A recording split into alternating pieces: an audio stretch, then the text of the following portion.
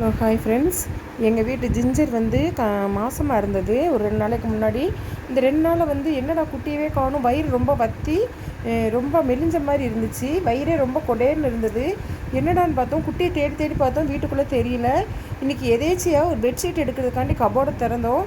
பார்த்திங்கன்னா அப்போ தான் என் பொண்ணு பார்த்தா அதுக்குள்ளே ஒரு 4 குட்டி இருந்ததுன்னு சொல்லிட்டு. பார்த்திங்கன்னா எனக்கு இந்த நேத்தம் தினத்தை தான் குட்டி போட்டிருக்குது.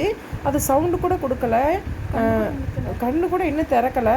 சரி கபோர்டுக்குள்ளே இருக்க, ஏன்னா கபோர்டுக்குள்ளே வந்து நாஸ்தி பண்ணி வச்சிரும், எடுத்து வேறு இடத்துல மாற்றி வைக்கலாம் அப்படின்னு சொல்லிட்டு அந்த குட்டிகளை வந்து நாங்கள் ஒவ்வொன்றா எடுத்து வேறு இடத்துல மாற்றி வைக்கிறதுக்கு முயற்சி பண்ணோம். ஆனால் எடுக்கவும் பயமாக இருந்தது.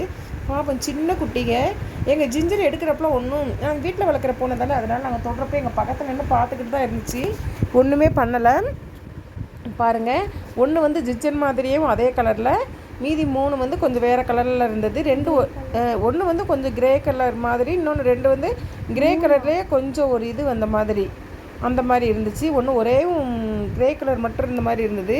பாருங்கள், அதோட தொப்புள் கொடின்னு சொல்லுவாங்களே, நம்மலாம் குழந்தை பெற்றா எப்படி அந்த குழந்தைகளுக்கு அந்த தொப்புள் கொடி இருக்குது, அந்த தொப்புள் கொடி கூட இன்னும் விழுகலை. கண்ணு கூட இன்னும் திறக்கலை, கண்ணு திறக்காம தான் இருந்தது. பார்த்திங்கன்னா அதாவது இந்த ஒரு 2 டேஸ்க்குள்ளே தான் அந்த குட்டி போட்டிருக்குன்னு சொல்லி நினைக்கிறேன். பாவம், இந்த 2 நாளாக வந்து அது ரொம்ப ஒரு மாதிரி டயர்டாகவே இருந்துச்சு. இப்போது நம்ம குழந்தை பெற்றா நம்மளுக்கு எப்படி ஒரு நார்மல் டெலிவரியாகவே இருக்கட்டுமே, ஒரு 1 வீக் வந்து நம்ம ரொம்ப கஷ்டமாக இருக்கும்.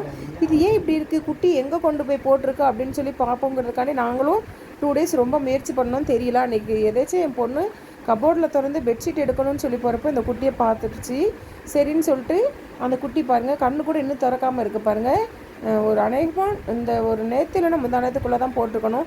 சரி, நம்ம இந்த இடத்த மாற்றி வைக்கலாம் அப்படின்னு சொல்லிட்டு நாங்கள் வந்து எங்களோட ஸ்டோர் ரூமில் ஒரு கூடை இருக்கும், நல்லா காற்றோட்டமாக இருக்கும், அங்கே கொண்டு போய் விடலாம் அப்படின்னு சொல்லிட்டு அந்த கூடைக்குள்ளே கொண்டு போய் போடலான்னு சொல்லிட்டு ஒவ்வொரு குட்டியாக எடுத்துகிட்டு போனோம். குட்டி எடுத்துகிட்டு போகிறப்ப எங்களுக்கு ஒரே பயம், எங்கள் ஜிஞ்சர் ஏதாவது பண்ணுமான்னு சொல்லிட்டு.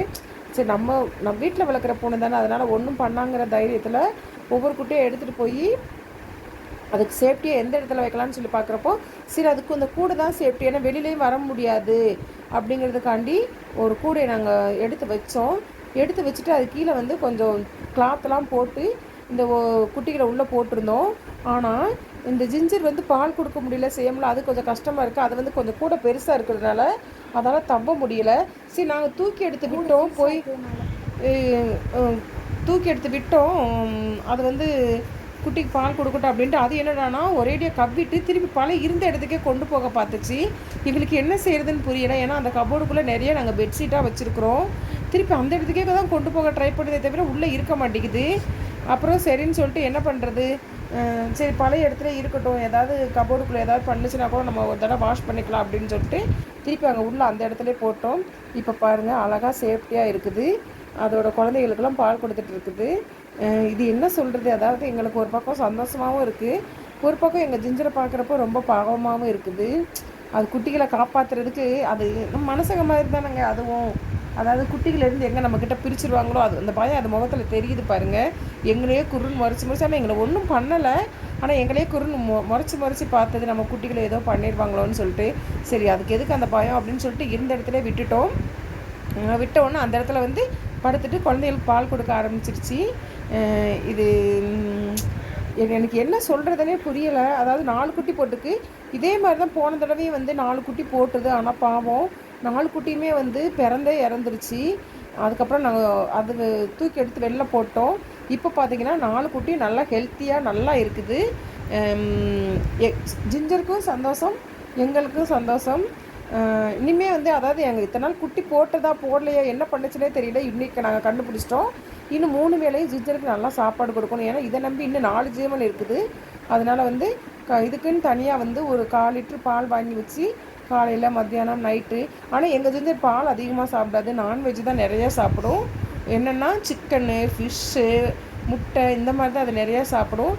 இதுக்குன்னே சிக்கன் கடையில் போய் கொஞ்சம் சிக்கன் வாங்கி ஃப்ரிட்ஜில் வச்சு தினம் 1-2 போடணும். நல்லா அதாவது எலும்புலாத இதாக வாங்கி போடணும்.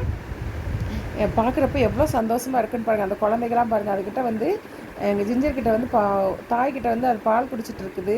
ஆனாலும் நாங்கள் உள்ளே விட்டால் கூட எங்கள் ஜிஞ்சருக்கு இன்னும் பயம் போகலை, என்ன பண்ணிடுவாங்கன்னு சொல்லிட்டு கபோர்டுக்குள்ளே வச்சுட்டு நாங்கள் கபோர்டை மூடிட்டோம்.